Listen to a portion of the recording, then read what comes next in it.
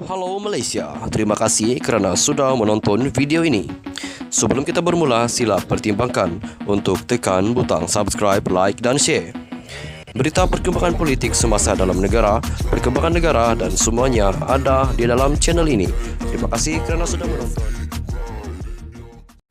Hai halo Malaysia, selamat malam tuan-tuan dan puan-puan. Terima kasih kerana masih terus setia berada di dalam channel Elvino ISTV. Bagi anda yang baru pertama kali hadir di dalam channel ini, jangan lupa untuk tekan butang subscribe kerana subscribe itu percuma. Baiklah tuan-tuan dan puan-puan. Malam ini, admin ingin mengkongsikan satu berita yang dipetik daripada utusan.com. ROS lulus jawatan Presiden, Timbalan Presiden UMNO tidak dipertandingkan. Kementerian Dalam Negeri menerusi Jabatan Pendaftaran Pertubuhan ROS telah memberi kelulusan terhadap usul tambahan supaya jawatan Presiden dan Timbalan Presiden UMNO tidak dipertandingkan seperti diluluskan Perhimpunan Agung UMNO PAU 2022. Mengesahkan perkara itu, Presiden UMNO Datuk Seri Dr. Ahmad Zahid Hamidi berkata surat pengesahan daripada KDN berhubung kelulusan tersebut telah diterima parti berkenaan semalam. Menurut beliau, surat itu antara lain berkaitan pengecualian daripada pematuhan kepada Seksyen 13-1-C-4 Seksyen 70 Akta Pertubuhan 1966 Akta 832 yang membolehkan jawatan Presiden dan Timbalan Presiden UMNO tidak dipertandingkan pada pemilihan parti itu akan datang. Surat KDN ini juga memberi pengesahan bahawa apabila ROS melakukan siasatan, maka keputusan PAU 2022 itu mengikut Akta Pertubuhan dan berkuat kuasa sepenuhnya serta memberi keabsahan yang mana jawatan Presiden dan Timbalan Presiden UMNO itu tidak dipertandingkan, katanya. Beliau berkata demikian dalam sidang akbar selepas Majlis Pengenalan Calon UMNO Pulau Pinang sempena pemilihan UMNO di sini. Usul tambahan supaya jawatan Presiden dan Timbalan Presiden tidak dipertandingkan dalam pemilihan UMNO akan datang dicadangkan perwakilan dari Negeri Sembilan, Muhammad Syukri Samsudin. Sebelum ini, usul tambahan supaya jawatan Presiden dan Timbalan Presiden tidak dipertandingkan dalam pemilihan UMNO akan datang dicadangkan perwakilan Negeri Sembilan, Muhammad Syukri Samsudin. Bagaimanapun, dua ahli UMNO iaitu Muhammad Aizat Fikri Muhammad Nasir, UMNO bahagian Kuala Nerus dan Muhammad Fikri Firdaus Muhammad Rom, UMNO bahagian Seremban menghantar aduan kepada ROS pada 20 Januari lalu supaya semakan dibuat terhadap usul tambahan berkenaan. Pemilihan UMNO perlu dilaksanakan sebelum 19 Mei tahun ini, iaitu 6 bulan selepas tarikh pilihan raya umum ke-15 PRU15.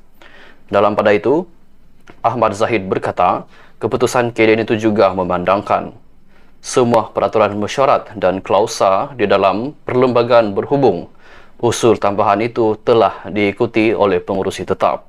Malah, paling penting, tambah beliau, pengurusi tetap juga telah meminta seluruh perwakilan yang bersetuju dengan usul ke-8 daripada pencadang ucapan dasar Presiden bangun dan mengangkat tangan, yang mana lebih 95% yang hadir telah berbuat demikian. Satu lagi berita dipetik daripada Berita Harian. Kalau betul terima, tunjuk surat ROS. Presiden UMNO Datuk Seri Dr. Ahmad Zahid Hamidi diminta menunjukkan surat daripada Jabatan Pendaftaran Pertubuhan ROS yang didakwa menerima resolusi parti supaya jawatan Presiden dan Timbalan Presiden tidak dipertandingkan. Perkara itu disuarakan oleh Presiden UMNO Datuk Seri Ismail Sabri Yaakob berikutan polemik status usul tambahan yang diluluskan Perhimpunan Agung UMNO PAU 2022 membabitkan dua jawatan tertinggi parti berkenaan. Minta dia, iaitu Ahmad Zahid, tunjuk surat ROS itu. Elok juga kalau boleh tunjukkan surat sebab ada dua laporan media yang berbeza. Satu, kata ROS tolak tapi tak sampai 1 hari, kata dah luluskan pula. Semua orang keliru. Saya pun baca laporan media juga, katanya ketika dihubungi Berita Harian. Malam tadi Ahmad Zahid Hamidi memaklumkan UMNO sudah menerima surat daripada Kementerian Dalam Negeri KDN yang mengesahkan ROS menerima resolusi parti itu, yaitu tiada pertandingan bagi jawatan Presiden dan Timbalan Presiden UMNO.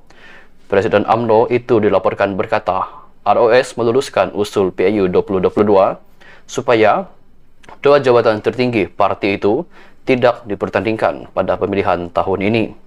Katanya perkembangan terbaru itu diterima menerusi surat daripada KDN semalam. Bagaimanapun sebuah portal berita melaporkan ROS yang selesai menjalankan siasatan berhubung aduan diterima daripada dua ahli UMNO memutuskan usul tambahan terbabit tidak sah. Portal berita terbabit bagaimanapun tidak memetik mana-mana individu atau sumber.